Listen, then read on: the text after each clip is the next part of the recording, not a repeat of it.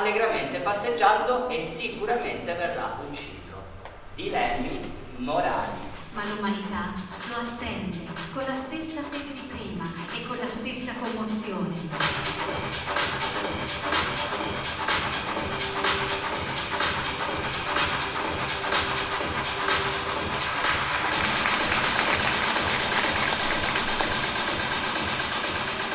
L'azione si svolge nel periodo più atroce dell'Inquisizione, quando per la gloria di Dio ogni giorno nel paese ardevano i roghi e si bruciavano gli eretici.